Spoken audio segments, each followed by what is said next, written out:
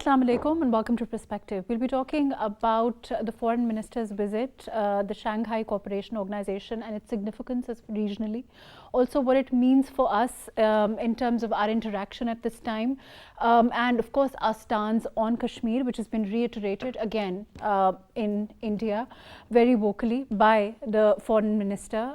We'll also be talking about Bilal Bhutto Zardari, as he said, that unilateral and illegal measures by states in violation of international law and Security Council resolutions run counter to the SEC objectives. Here's what he said. What confuses me is why the largest democracy in the world, a country where if the government, I'm not sure about the government, but the people value being a democracy. Why? Why on earth would they be scared of a plebiscite or a referendum of the people of Kashmir deciding their own fate? Are you willing to therefore, based on what you've just said, withdraw Pakistani army from POK, Gilgit-Baltistan as per the UN resolution? Because that is also part of the UN resolutions, right at the very top. I'm not denying, I'm unlike you. I'm not choosing to read only one line of the United Nations Security Council resolution, but see it in its entirety. I'm not suggesting unilateral action by Pakistan. Unilateral action is what you did on August 5th, 2019 in Kashmir. Unilateral action, violation of our bilateral agreements and international agreements. Right. Of course, the foreign minister categorically put forward Pakistan's stance. He also said clearly that unilateral action was what was done against the Kashmiris by India. We've seen brute force, we've seen the use of fascism, we've seen the use of violence in an unprecedented manner against Kashmiris all through. We'll be talking about all of this. We'll be talking about overall the effect of this interaction along with others, of course, as far as the Shanghai Cooperation Organization is concerned. And of course, this is at the behest of our long-standing ties with China. All of that today on Perspective. I have with me Nida Salam, who's a Kashmir Affairs expert. Thank you for being with us today, Nida. We also have with us Najm Saqib, who's a former ambassador. Thank you for joining us. And we have with us Dr. Hamid Almashrqi, who's a foreign affairs expert. Thank you for being with us. Nida, like I said, even against the constant barrage of questions that were thrown at him, as you saw in this interview of the foreign minister, he has clearly put forward, and he's put it right there on the table for everyone to hear what fascism, what unilateral illegal measures look like against the Kashmiris. How do you look at this interaction and also the overall visit in the light of course, our stance on Kashmir, which is repeatedly we've said, and today also the foreign minister said that as far as Kashmir is concerned, we strongly hold by what our long-standing, unwavering policy on Kashmir has been. Shanghai Cooperation Organization is the world's largest regional organization in terms of geographic scope, comprising approximately 60% covering the area of Eurasia and 40% of the world population. Pakistan, India, both I consider arch rivals when it comes to a Kashmir issue, because this is the first visit after almost nearly a decade by the Pakistani foreign minister. Both countries have history of bitter relationships, mainly over Kashmir. Both countries fought the war after independence from colonial era on Kashmir as well. So as far as the Kashmir is concerned, I strongly believe that India breached all the United Nations concerns, especially the Pakistan's demand is to decide within the ambit of the law, within the ambit of the United Nations resolutions, and after the revocation of the special status of Kashmir, India hurt relations with Pakistan. Right, fair enough. Let me go to Najm Saqib Sahab. Najm Saqib Sahab, can you hear me? Yes, I can hear you. Overall, in terms of course, as far as Kashmir is concerned, we have always been clear as to what our stance is. We've also again said it as far as the foreign minister is concerned during this visit. Of course, we are looking at it as a visit to India.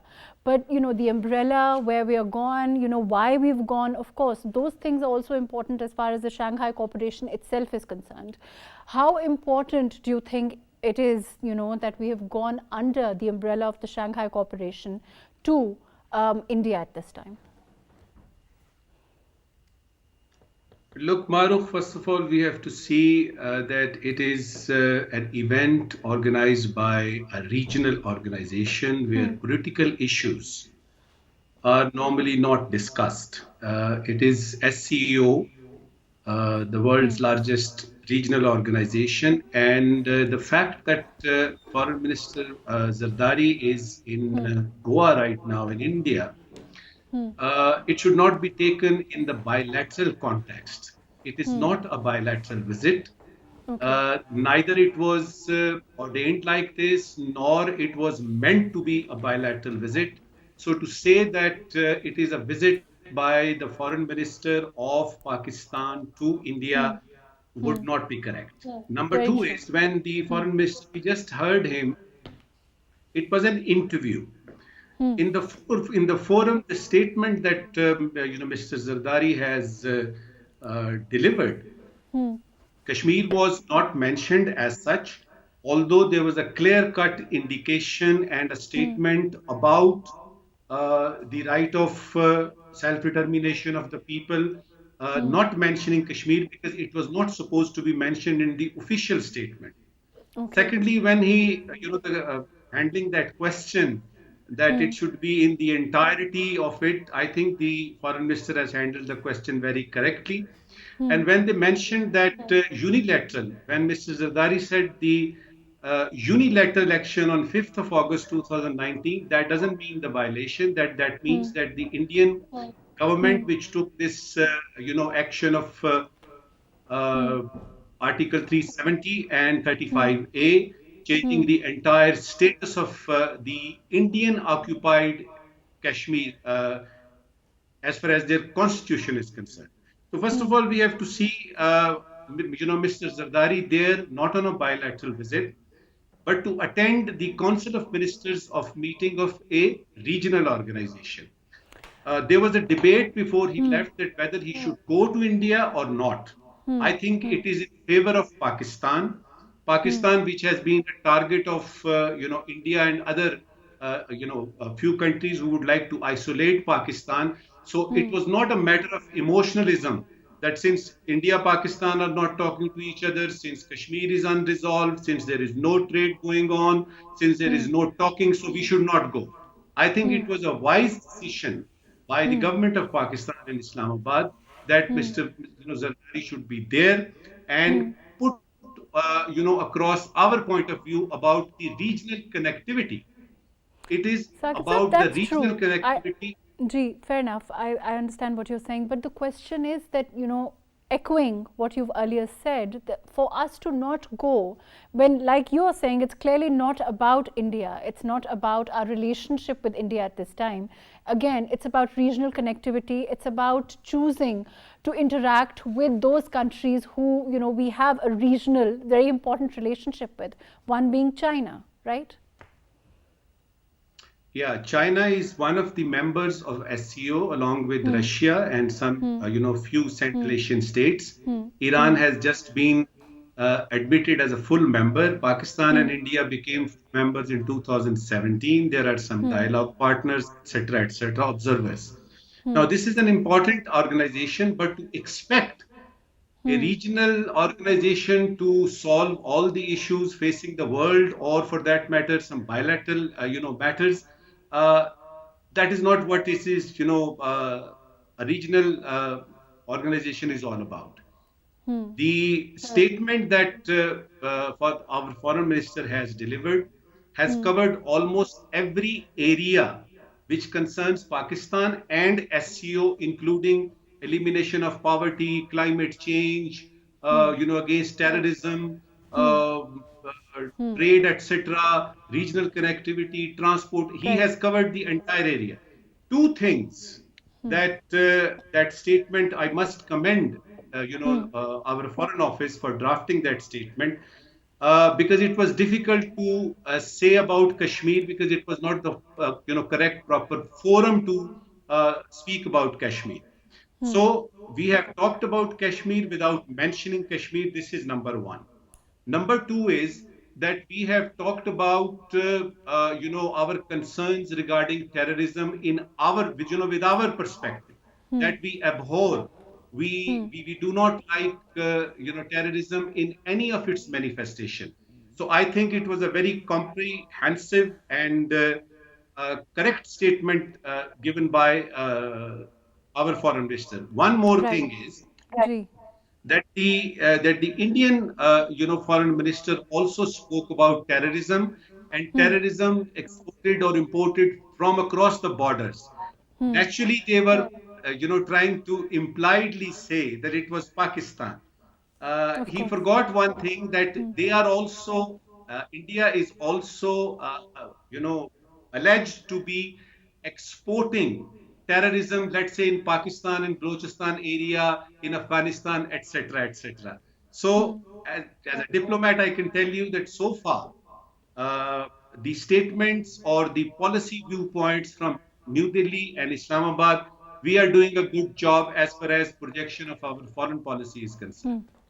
Fair enough. Let me come back to you. I'm going to go to Dr. Hamid Almashrqi. Ji, Dr. Hamid, I hope you've been listening to what Najm Saqib Sahib is saying. I think he summed it up really well as far as our interaction, our foreign minister's interaction is concerned. I want to talk particularly about his interaction with Indian media. You know, the way, the unprecedented, I would say, and would you agree, antagonism that sort of comes forward even in these little interactions, in these interviews that are being seen, and the way that they're being put forward. Of course, they've been deflected, they've been thrown out of the park by the foreign minister. But how do you overall look at that, and what does it say in your opinion? Thank you very much, Mahrukh. I mean, there is one thing very clear about Indian media, and that is their bias. Approach towards Pakistan, and that is their, I should say, fabricated stance on issues about Kashmir and others. And as far as the interview of, with Rajdeep Desai is concerned, I have come across in few interviews with him myself in different programs, and I have seen, he tried to put his words in your mouth, and I should appreciate Mr. Bilawal that he very well managed to reply, and he replied very very decently, and he kept his posture, and he replied very well. And as far as Pakistan is concerned, it's very clear that Pakistan is saying about the resolution of the Kashmir issue through all the resolutions by the nation. And if you look at the this summit, I was expecting a little bit better reception from Indian government and Indian Foreign Office and Indian media. They should have appreciated that this is the first for high-level delegation from Pakistanis after 12 years, and in spite of the Pakistan's extreme reservations about the status of Indian occupied Kashmir, abrogation of Article 5A, then all the violations rights. Despite all those facts, that India is the one who's in terrorism in Pakistan, we have presented those years of hundreds of cases in the United Nations and on other forums. Kulbhushan Yadav, real living example what he did in terrorism in Pakistan. We have terrorism coming through Afghanistan using Indian is sitting in Afghanistan.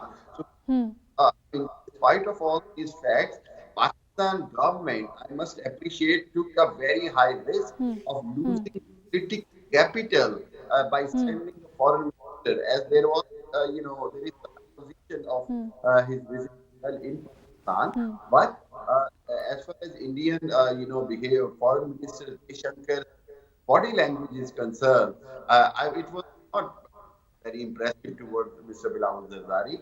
And I think Pakistan Pakistan Foreign Office put it. That's why it was very first by Foreign Minister to mention all the disputes without mentioning them. And on top of it, I mean, when we talk about, Shanghai Corporation, it is sharing the 30% of the GDP of the entire world. 1/3 of the GDP is by this. Dr. Hamid, there's one, there's the way that the foreign minister has, if you look at the interview as a whole, if you look at the way that his interaction with the press, the way that he's taken it up, this is one, of course, it's not the forum, like Najm Saqib Saab said, in the sense that this forum is not on Kashmir. But then when you talk about any interaction between Pakistan and India, then Kashmir invariably is the center of, our issue. And the way that he's put it out there, the way that, he says that when he talks about the resolutions, the way that, they try to pin it down, and the way he categorically says that, it's really about making sure that India honors, and such a large, huge democracy is scared of holding a referendum in a place like Kashmir. I want to come to that. I want to talk more about that. Let me go to Nida with this. Nida, again, on that same point, the way he says that really, what is the scare then? Let's do a referendum if there's really no issue. First of all, I would like to say that, which I have observed, that Indian media was quite biased, unfair, and highly cruel towards the Pakistan's foreign minister. Actually, somewhere somehow we strongly believe that that behavior is not acceptable. Actually, we agree to a certain extent that the forum is not about the Kashmir issue, but again, the forum was not about the terrorism to talk about as well. Shanghai Cooperation Organization forum is to talk about economy, is to talk about regional connectivity. Right. And to enhance and to go for prosperity within the region. So on other hand, I believe that Indian foreign minister used the diplomatic point scoring here while considering terrorism. When he talked about terrorism, I would like to point out here that Pakistan told to the world that they are sponsoring terrorism with evidence. Who said the Kulbhushan Yadav to Pakistan while using Iran borders? And confession of Kulbhushan Yadav in relation to destabilization of Pakistan through Balochistan region and all that, and the case in International Court of Justice. So like they were exposed. Secondly, again, in relation to the terrorism, recently their governor, he admitted that about the Pathankot issue. Yes, of course. Great. Of course, and it means that on other hand, India sponsored terrorism through Afghanistan. There's no dubiety in that. And the behavior of Indian media and the Indian foreign minister towards the young charismatic foreign minister of Pakistan was not acceptable. They consider them a largest democracies in the world and all that. I think he's put that right there, and I think that interaction, the way that he has used it to put Pakistan's viewpoint and that of Kashmir forward, I think that is the news today, rather than what the Indians have tried to do on their side. Barrister, I strongly agree with you. There's only one issue between India and Pakistan, that is the Kashmir issue. Go for a referendum. What's the problem? Even the current government and the past governments in Pakistan is ready for the right of self-determination to give to the people in this part and leave human rights violations and all that, which the world has experienced. I would like to quote here, according to the world's famous political scientist Thomas Aborsis, he once said Shanghai Cooperation Organization was to ensure liberal democracy, which could not gain ground in these countries. So India considered herself world's largest democracy, but they are not following the ethics of democracy. I would like to give example.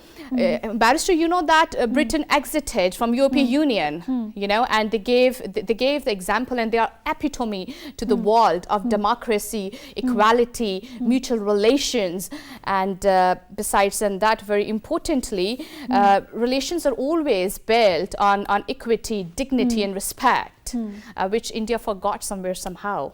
I believe that. Fair enough. Let me go to Najm Saqib Sahab. Ji, Najm Saqib Sahab, let's talk about Afghanistan and our relationship with Afghanistan and the way that the foreign minister took it upon himself, and the way that Pakistan has led delegation, has chosen to talk about Afghanistan particularly. How do you look at that, highlighting the situation in Afghanistan, the role that Pakistan has tried to play, after the situation changed in Afghanistan? How do you look at it overall? Mahrukh, before I talk about Afghanistan, I need to clarify one point here. Ji.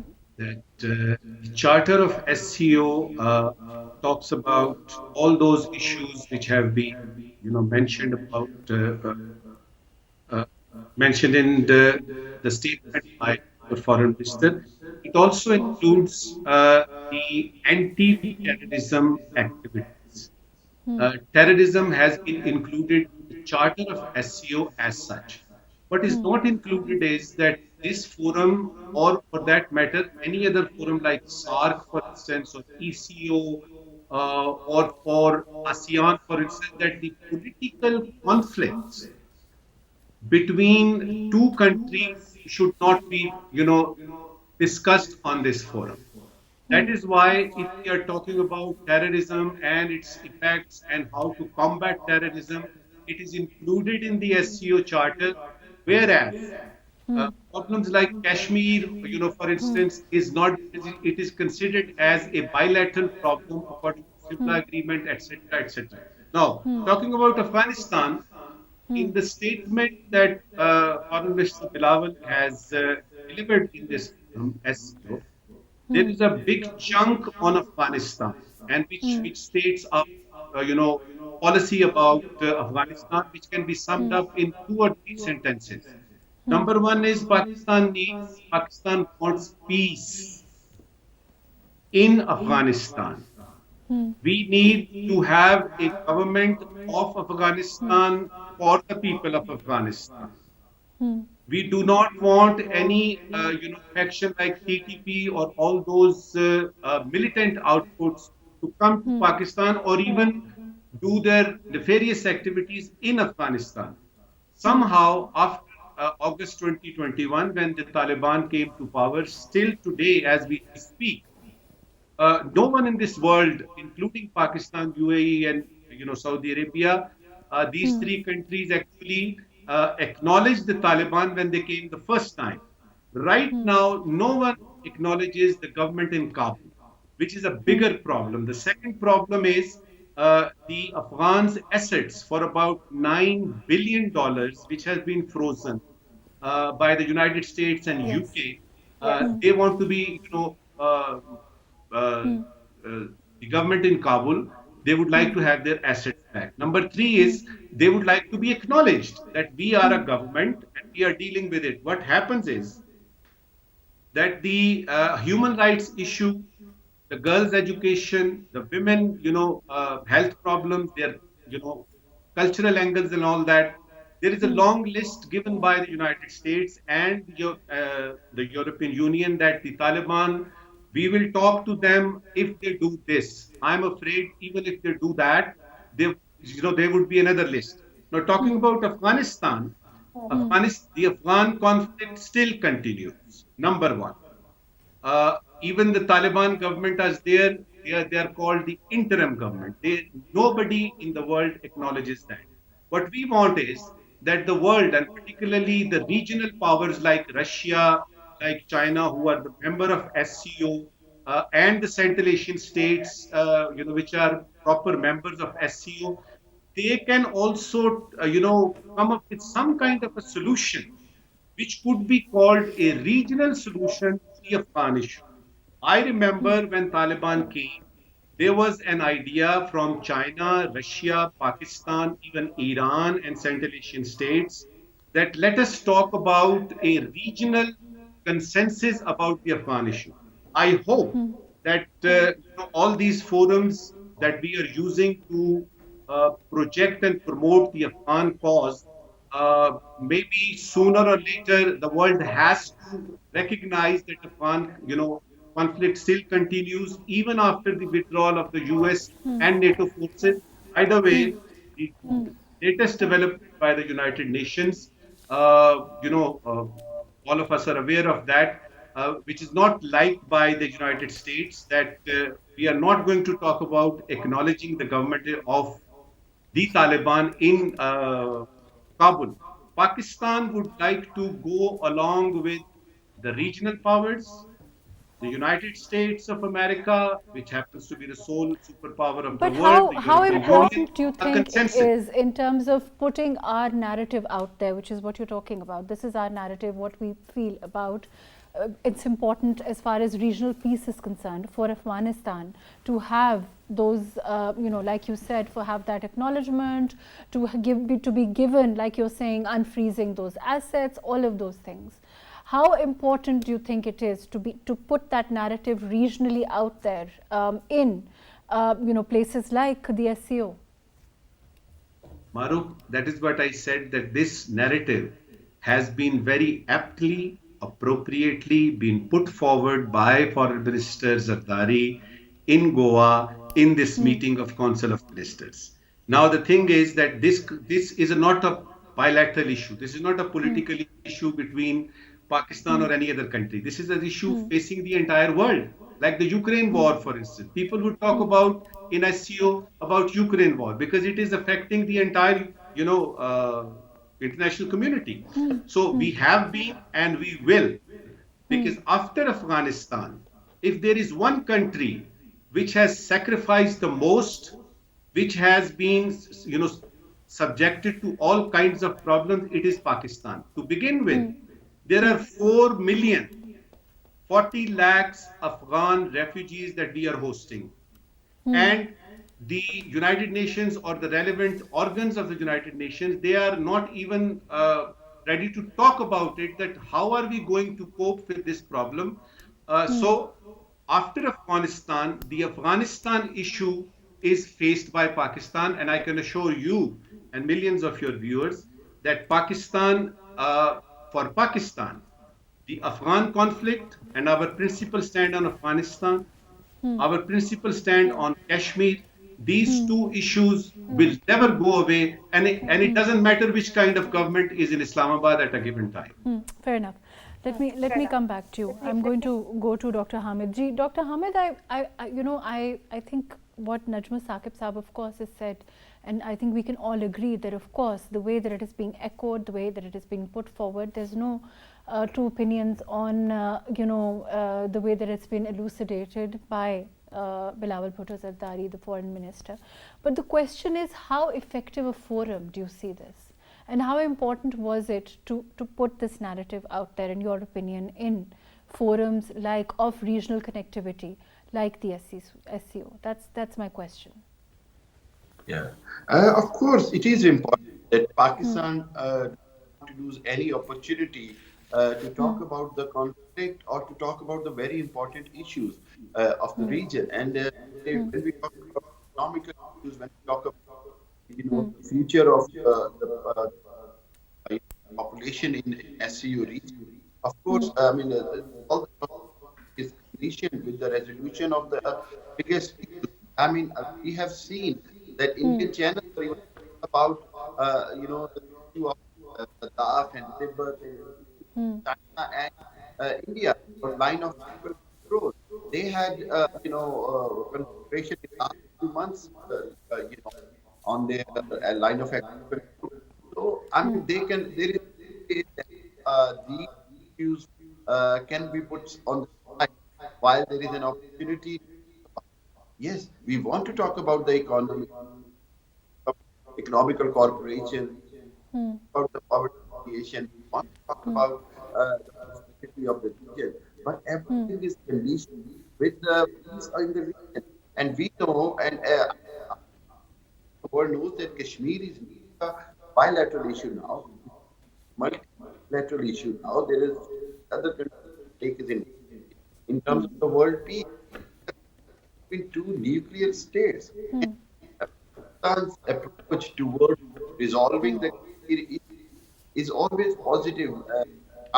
Whichever government in Pakistan, I mean, in past, Pakistan have already, said that we will be ready to, as many steps. India is ready to take as well to resolving the issue. Let me But come on the back to you. I think there's a slight problem with audio also. We'll try to fix that. Nida, because I know that primarily you would like to talk about Kashmir. As far as this whole issue is concerned, of course, one, we agree that this was not the forum for it, but the way that Pakistan, the way the propaganda machinery of India works relentlessly. Their media works relentlessly to paint Pakistan in a certain light, whether in their country domestically or internationally also. So to use this forum the way that it has been by the foreign minister, very suavely, very dynamically, and to put forward Pakistan's stance is perhaps a brilliant move. I think we can all agree to that. Do you think it will have a ripple effect internationally also? Oh yes, absolutely.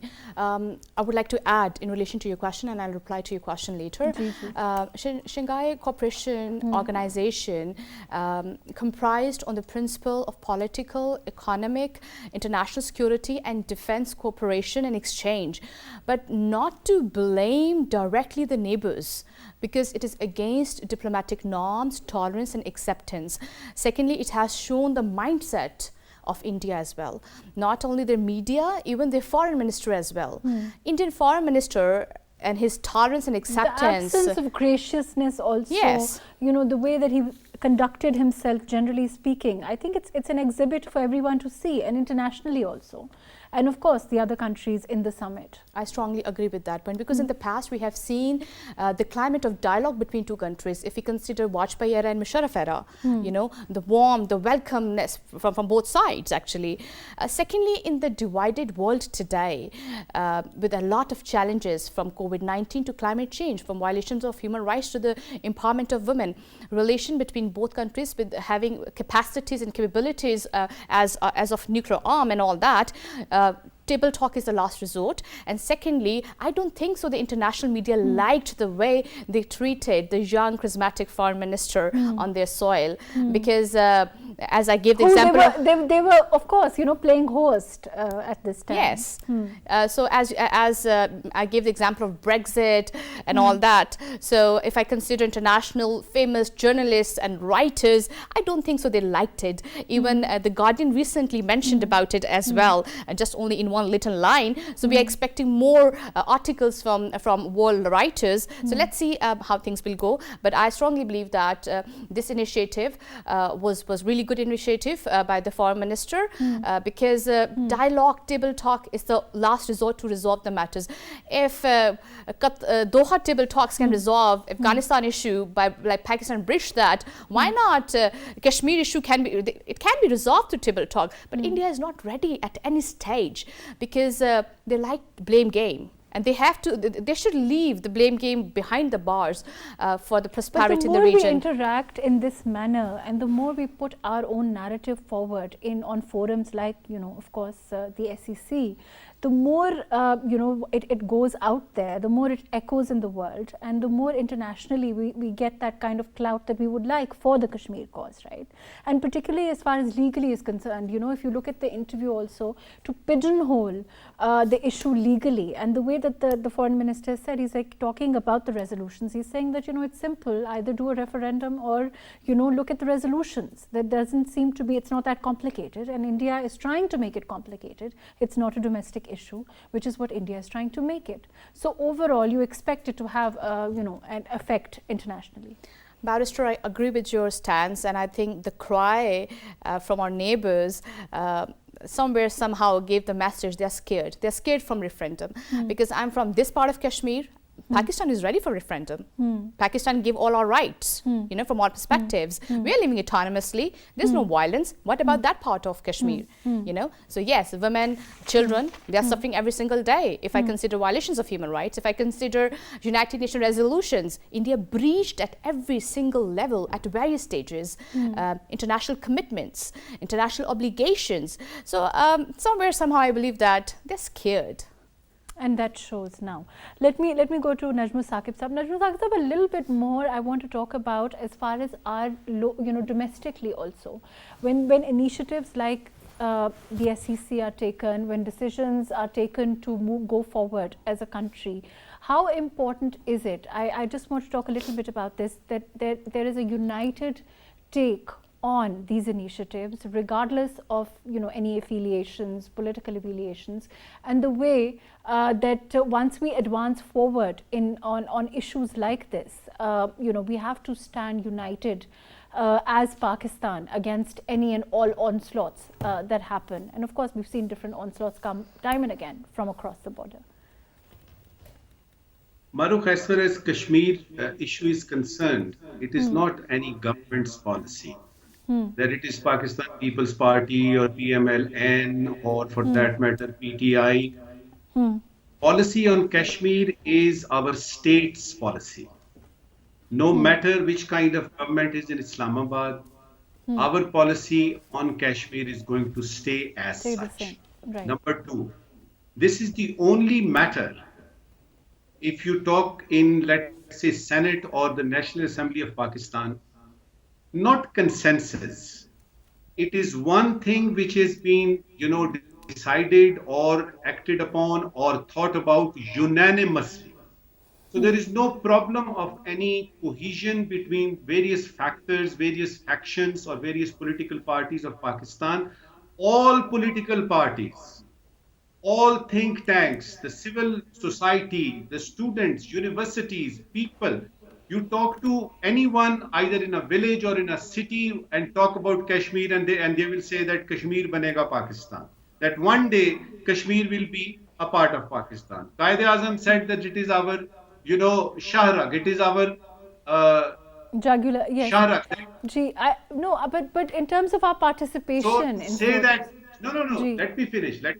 Number two is that on Kashmir, there is no problem of any cohesion or consensus or unanimity.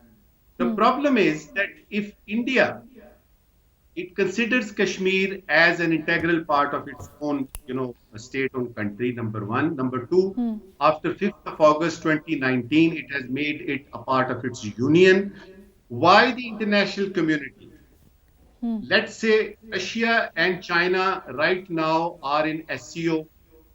In the United Nations General Assembly, the United Nations Security Council, all P5 members, which includes France, which includes UK, USA, Russia and China.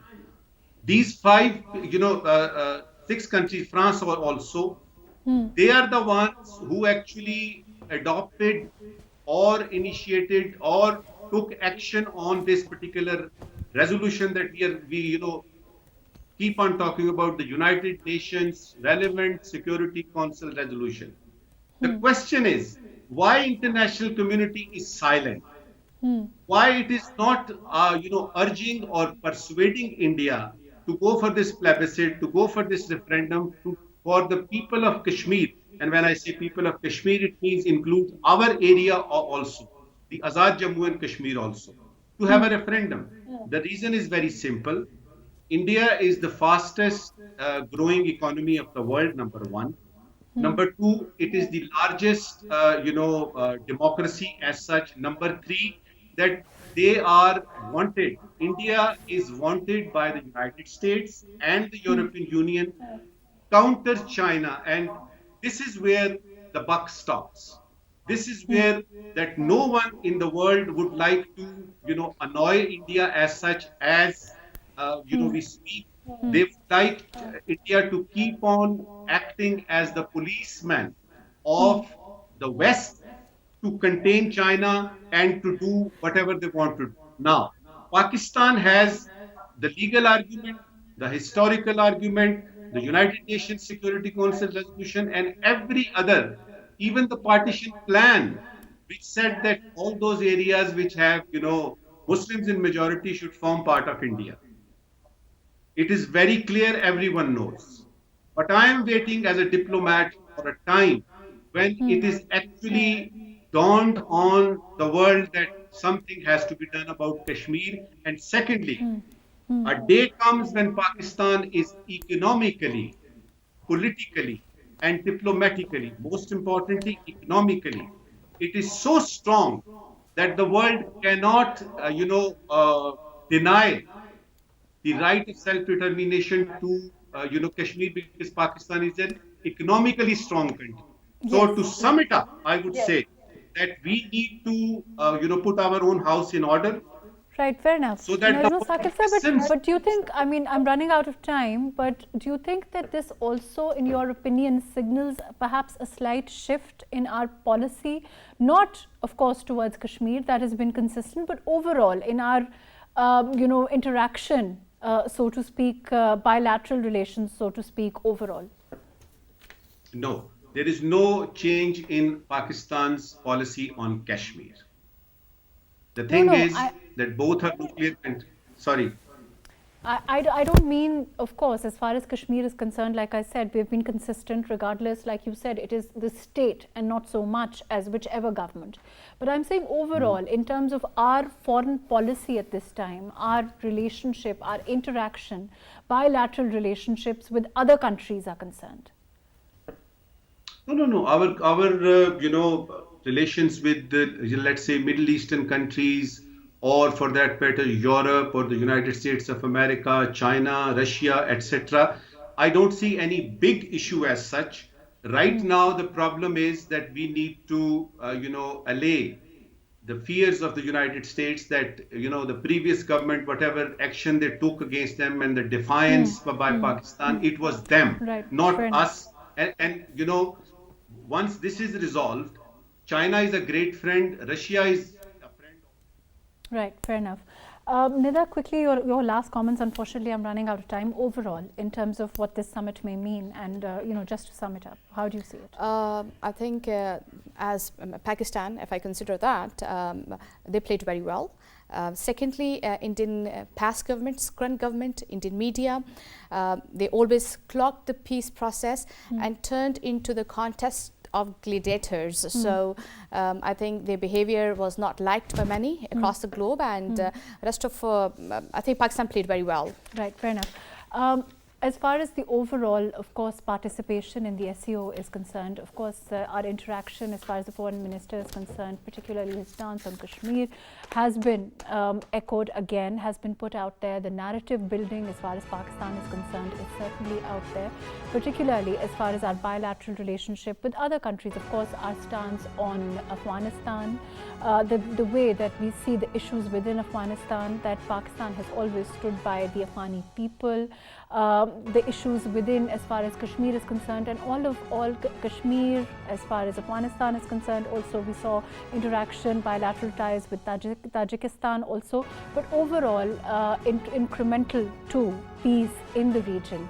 And flagging these issues, putting them out there internationally, making sure that the narrative is, as far as Pakistan is concerned, stands vindicated and of course echoed all over. In that regard, we've seen Pakistan do very well. We saw the foreign minister, the way he spoke to the media also, the way he talked about the overall our stance on these core issues. Thank you so much for joining us today on Thursday.